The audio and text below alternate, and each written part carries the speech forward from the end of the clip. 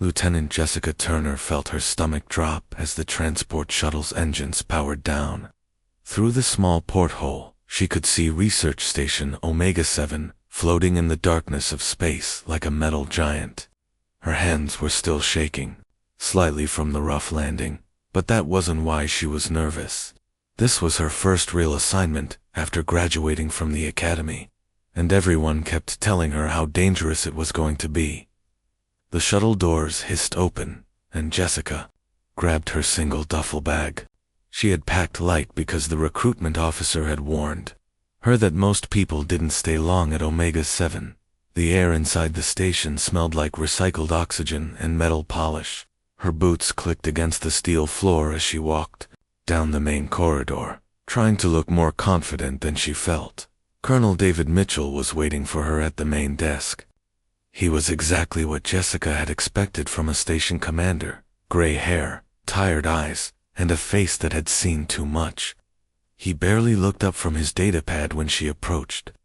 "Turner, right?" he asked, not waiting for an answer. "Fresh out of the academy. Great, just what I need."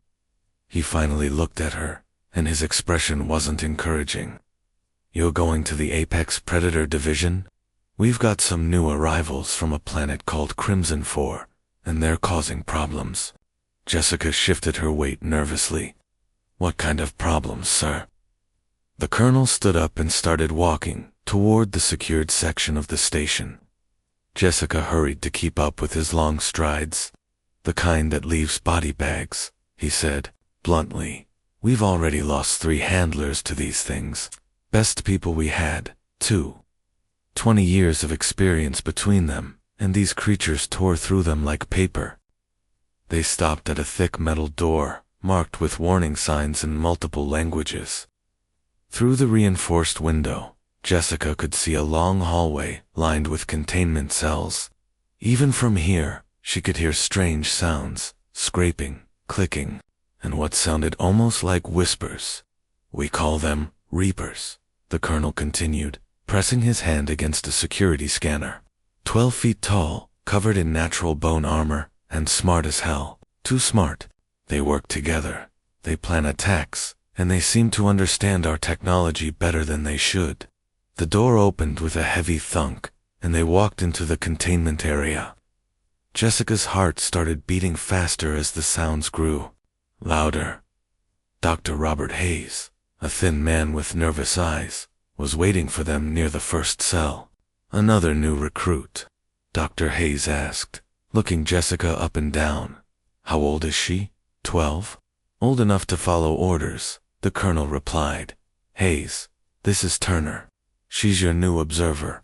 "Turner, this is Dr. Hayes. He's been studying alien life forms for most of his career." Dr. Hayes shook his head and walked toward one of the cells. 23 years I've been doing this job, kid. I've seen creatures that could melt steel with their breath, others that could phase through solid walls, and some that could read your thoughts. But these Reapers are different. They're not just dangerous, they're calculating." Jessica followed him to the observation window of the nearest cell. Inside, she could see a massive shape moving in the shadows. As her eyes adjusted to the dim light, she gasped. The creature was enormous, with sleek black skin that looked like it was made of polished stone. Bone-like plates covered its shoulders and back, and its eyes glowed with an amber light that seemed almost intelligent. "Beautiful, isn't it?" Dr. Hayes said sarcastically. "Beautiful and deadly. It killed Handler Peterson on its 2nd day here. Poor guy thought he could use a shock stick to keep it in line. The Reaper grabbed the stick, crushed it, and then, he didn't finish the sentence. The creature in the cell suddenly looked directly at them through the window. Jessica felt a chill run down her spine, but something else too. The way it tilted its head, the way its eyes focused on her face, it reminded her of something from back home. "Your job is simple," the colonel said, breaking into her thoughts. "Stay behind these barriers, watch the creatures, and write down everything you see. Don't try to be a hero, don't think you can outsmart them, and whatever you do, don't go into those cells. We can't afford to lose another person. Jessica nodded, but her mind was already working. Back in Yorkshire, she had spent her childhood helping her grandmother rescue and rehabilitate abandoned dogs. Some of them had been vicious, scarred by abuse and neglect. Everyone said they were dangerous, beyond help. But grandmother always said that there was a difference between being dangerous and being afraid. Looking at the creature in the cell, Jessica wondered if anyone had considered that possibility here. It was Jessica's third day on the station when everything went wrong. She had just finished her morning rounds, checking on the creatures and writing notes about their behavior patterns. The Reapers seemed restless that day, pacing back and forth in their cells more than usual. She had mentioned it to Dr. Hayes, but he just shrugged and said they were always agitated. Jessica was in the observation room, reviewing her notes from the previous day, when the lights suddenly flickered. A low rumbling sound echoed through the containment area, followed by a metallic screech that made her teeth hurt. She looked up from her datapad just as the emergency alarms began blaring throughout the station. The sound was deafening. Red warning. Lights flashed on every wall, and an automated voice kept repeating the same message over and over. Containment breach in Section C. All personnel evacuate immediately. This is not a drill. Through the reinforced window, Jessica could see Dr. Hayes and the other researchers running toward the emergency exits. Their faces were pale with terror, and some of them were shouting instructions that she couldn't hear over the alarms. She grabbed her datapad and started toward the main exit, but the heavy security door slammed shut before she could reach it. The automated lockdown system had activated. Jessica was trapped in the containment area with whatever had broken free. Her heart pounded as she tried the manual override on the door, but nothing happened. The control panel just flashed red, indicating that the system was in emergency mode. Behind her, she could hear the sound of metal being torn apart. Something large was moving through the containment cells, and it was getting closer. Jessica pressed her back against the locked door and tried to think. There had to be another way out, maybe through the maintenance tunnels, or the secondary observation deck. She moved carefully down the main corridor, trying to stay quiet. The emergency lighting cast strange shadows on the walls, making everything look distorted and frightening. As she passed each empty cell, she could see the damage that had been done. Thick metal bars were bent like twigs, and reinforced walls had deep gouges carved into them. Jessica turned a corner and stopped breathing. There, 15 feet away, stood the largest Reaper she had ever seen. It had to be Subject Alpha, the one that Dr. Hayes called the pack leader. The creature was massive, even bigger than she had realized from watching it in its cell. Its black skin seemed to absorb the emergency lighting, making it look like a living shadow. The bone plates on its shoulders and back gleamed like polished armor, and its amber eyes glowed with an intelligence that was both beautiful and terrifying. The Reaper's head turned toward her with liquid smoothness, its eyes locked onto hers, and Jessica felt like she was being examined by something far more intelligent than anyone had given it credit for. The creature's claws, each one as long as her hand, extended slowly from its fingertips.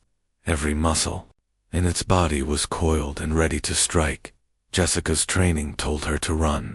Every instinct she had developed during her years at the academy screamed at her to find cover, to call for help, to do anything except stand there like a frozen statue.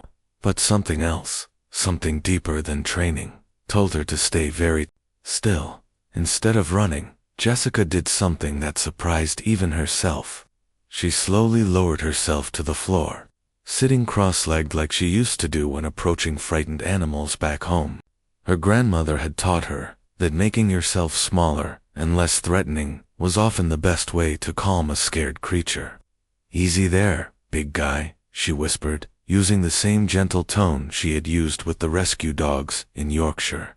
Her voice was steady, despite the fear coursing through her veins. "I'm not going to hurt you. Nobody here wants to hurt you." The Reaper's head tilted to one side, and something changed in its glowing eyes. The predatory focus softened slightly, replaced by what looked almost like confusion. It took a half step forward, then stopped, as if it wasn't sure what to make of this small human who wasn't running or screaming. In the security control room, the evacuated crew members watched their monitors in stunned disbelief. Dr. Hayes stared at the screen showing Jessica sitting calmly on the floor, while the galaxy's most dangerous predator loomed over her. Colonel Mitchell was already calling for a rescue team, but everyone knew they would never reach her in time. "What is she doing?" someone whispered.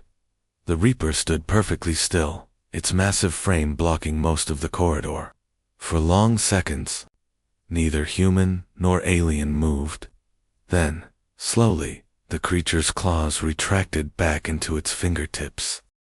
2 weeks had passed since the containment breach, and Jessica had developed a routine that made everyone on the station think she had lost her mind.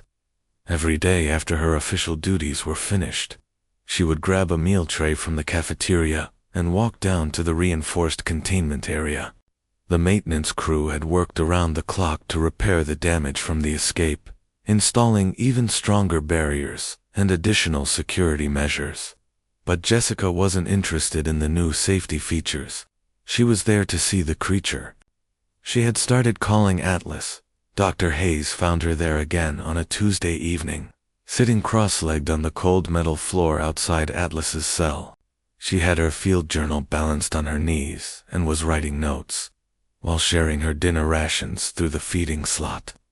The massive Reaper was lying down on the other side of the reinforced glass, watching her with those glowing amber eyes. "You know, Turner," Dr. Hayes said, shaking his head in disbelief. "I've seen a lot of crazy things in my career, but this takes the prize. You're sitting here having dinner with a creature that could tear you apart without breaking a sweat." Jessica looked up from her journal, a piece of protein bar still in her hand.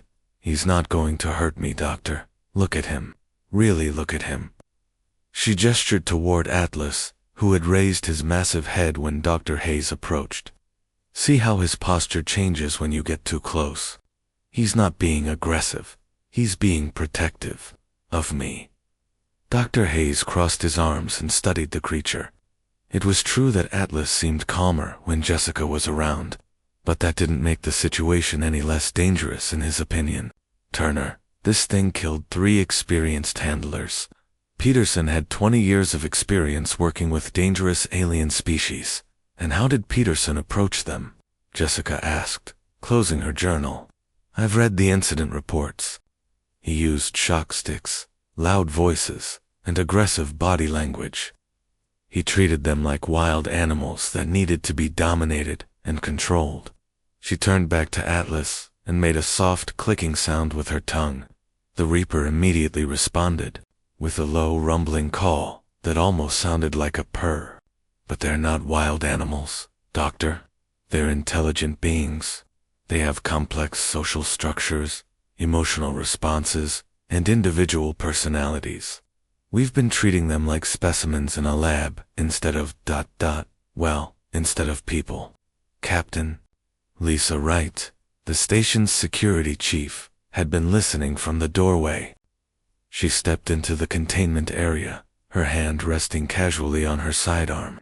"Turner, with all due respect, that person you're so fond of killed 3 good people. Peterson left behind a wife and 2 kids." Jessica's expression grew serious. "I'm not trying to minimize what happened, Captain. Those deaths were tragic. But Peterson approached Atlas and the others with weapons and hostile intent. Think about it from their perspective. They were captured from their home planet, separated from their families, and locked in metal boxes. Then strangers started poking and prodding them with electric sticks." She stood up and moved closer to the observation window. Atlas immediately moved to mirror her position on the other side of the glass. "Look at the behavioral patterns I've documented over the past 2 weeks. The pacing isn't random aggression, it's anxiety. The vocalizations they make aren't threats. They're calls for their pack members who aren't there to answer." Dr. Hayes pulled out his own datapad and scrolled through some files. "Even if you're Right about their social nature, Turner, they're still incredibly dangerous. The data shows they're apex predators from a hostile environment. Their entire biology is designed for hunting and killing. So is a wolf's biology, Jessica replied. But humans have been living alongside domesticated wolves for thousands of years. We call them dogs now. She placed her palm against the glass, and Atlas pressed his massive claw against the same spot on his side. Intelligence and the capacity for emotional bonding aren't unique to humans, Doctor. We just act like they are. Captain Wright shook her head. This is insane. You're anthropomorphizing a killing machine, am I? Jessica asked, turning to face both of them. Or am I recognizing intelligence when I see it? Atlas responds to his name. He shows preferences for certain foods. He gets excited when I arrive, and seems depressed when I leave. Yesterday, when Technician Rodriguez cut his hand in the maintenance bay, Atlas became agitated, until he saw that Rodriguez was okay. Dr. Hayes frowned. How could he possibly know what was happening outside his cell? Sound carries in these metal corridors, Jessica explained. He heard Rodriguez cry out in pain, and his stress levels spiked immediately. But when he heard Rodriguez talking and laughing with the other technicians a few minutes later, his behavior returned to normal. He was showing empathy and concern for someone he'd never even met. She sat back down on the floor, and Atlas immediately lowered himself to match her position.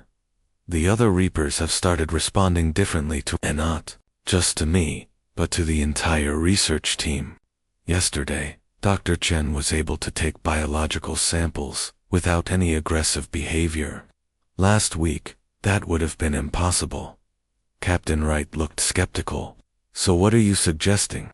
That we let these things out of their cells and treat them like pets? Jessica shook her head. I'm suggesting that we treat them like what they are, intelligent beings who have been traumatized by their capture and imprisonment. They're not monsters. They're refugees from a destroyed world, grieving for their lost families and trying to understand why they're trapped here. She opened her journal and showed them pages of detailed observations. Everything I've documented supports the theory that Reapers are highly social creatures with complex emotional lives. If we approach them with respect instead of fear, with understanding instead of aggression, we might learn something amazing. Atlas made another soft, rumbling sound, and Jessica smiled. We might even make some new friends. The attack came without warning on a quiet Thursday morning. Jessica was in her quarters, reviewing her latest research notes about Atlas and the other Reapers, when the entire station shuddered violently. Her coffee mug flew off the desk and shattered against the wall as emergency sirens began wailing throughout the corridors.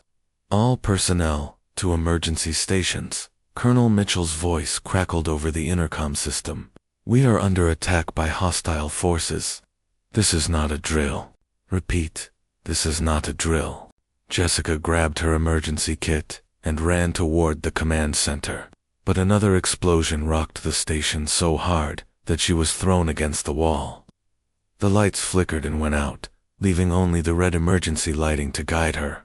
Way through the metal walls, she could hear the sound of laser fire and shouting voices that didn't belong to the station. Crew, pirates. She had heard stories about raiders who attacked remote research stations, stealing valuable alien specimens and technology to sell on the black market.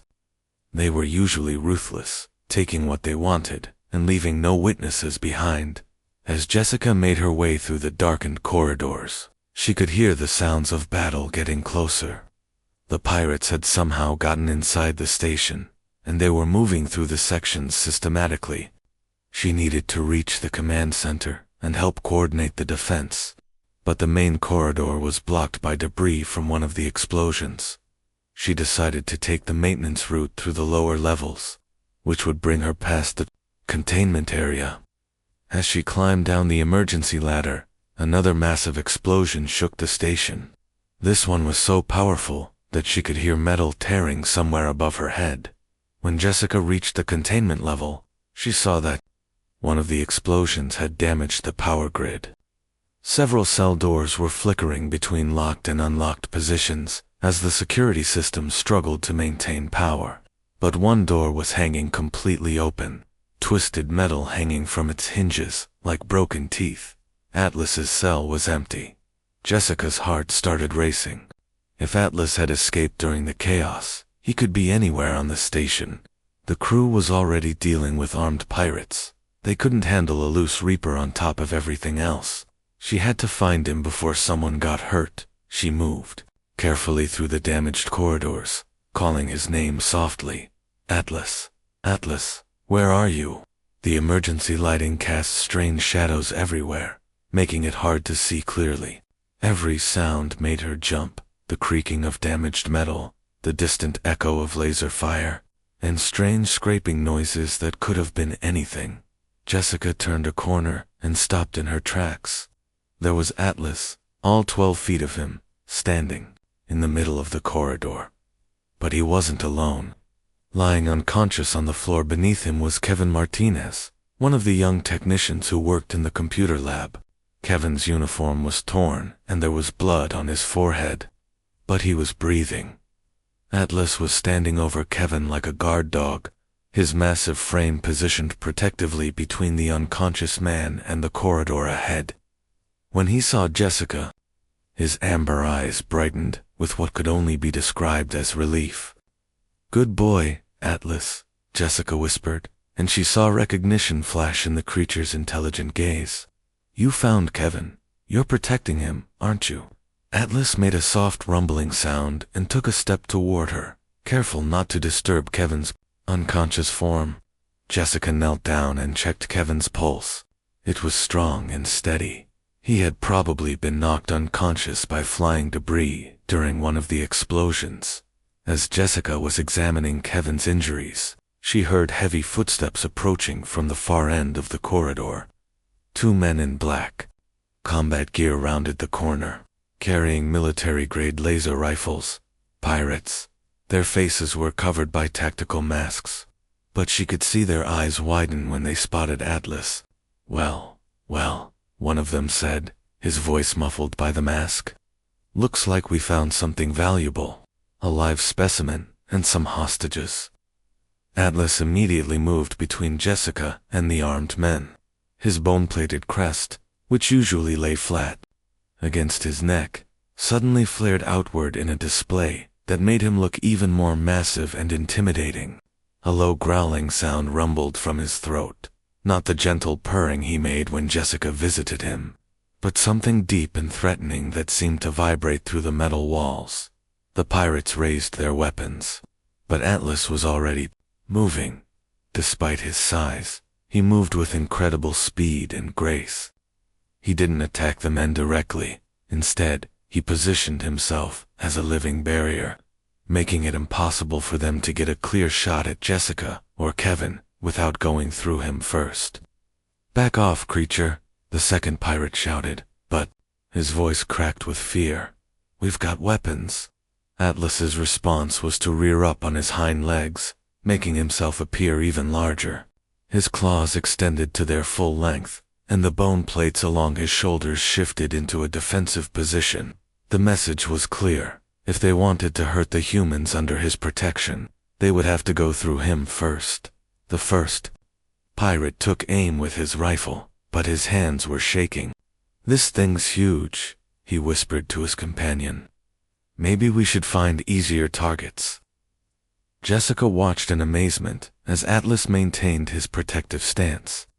He wasn't attacking the pirates, but he was making it very clear that he wouldn't let them pass. The creature she had spent weeks getting to know was showing a side of himself that was both terrifying and beautiful. The fierce loyalty of a pack animal protecting his family. The pirates looked at each other, then back at the massive Reaper blocking their path. After a few tense seconds, they slowly backed away.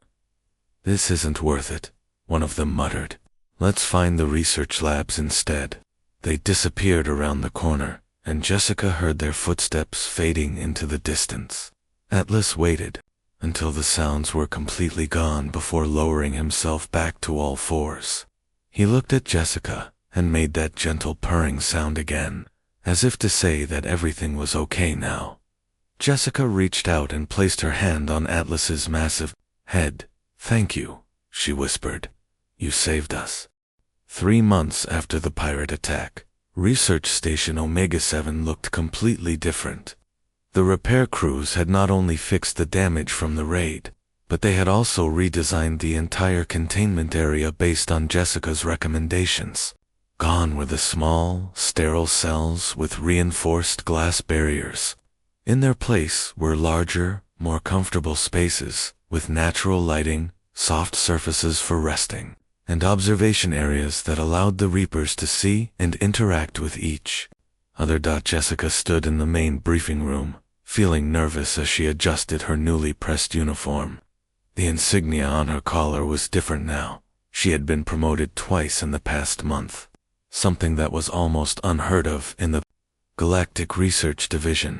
Atlas stood beside her, calm and alert, his massive form no longer seeming threatening to the station crew, who had grown used to seeing them together.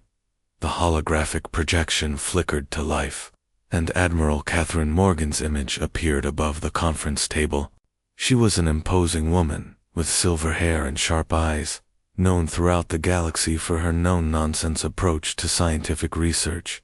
Behind her, Jessica could see the other members of the Galactic Research Council, representing dozens of different worlds and species. "Ladies and gentlemen," Admiral Morgan began, her voice carrying the authority of someone used to command, "we are here today to discuss what may be the most significant breakthrough in interspecies relations in over a century." Dr. Hayes, who was sitting at the conference table with the other senior staff, still looked somewhat shocked by everything that had happened. He had spent the past few weeks writing reports and reviewing data, trying to understand how everything he thought he knew about alien behavior had been turned upside down by a young lieutenant fresh out of the academy. "Lieutenant Turner," the Admiral continued, "has achieved something that our best scientists and researchers believed was impossible. She has established genuine communication and trust with creatures that were previously considered too dangerous for close contact." Jessica felt her cheeks burning with embarrassment as all eyes in the room focused on her. "Thank you, Admiral, but I really didn't do anything special. I just treated them the way I would want to be treated if I was scared and far from home." Admiral Morgan smiled slightly. "That, Lieutenant, is exactly what makes this so remarkable. While our researchers were focusing on complex theories and advanced technologies, you used something much simpler but far more powerful: empathy." Captain Wright, who had initially been skeptical of Jessica's methods, nodded in agreement. "The change in behavior has been dramatic across all the specimens. They're calmer, more cooperative, and they've stopped showing signs of the stress and aggression that we documented in the early weeks." Dr. Chen, the station's biologist, pulled up a holographic display showing behavioral data from before and after Jessica's intervention. "The difference is striking. Stress hormone levels have dropped by over 60%. Aggressive incidents have gone from multiple times per day to 0. And most remarkably, they've begun exhibiting complex social behaviors that suggest they're actually communicating with each other in ways we're only beginning to understand." The Admiral leaned forward in her projection. "The implications of this breakthrough extend far beyond this single research station. We're implementing what we're calling the Turner Protocol across all xenobiology facilities in the galaxy." Jessica's eyes widened in surprise. "The Turner Protocol.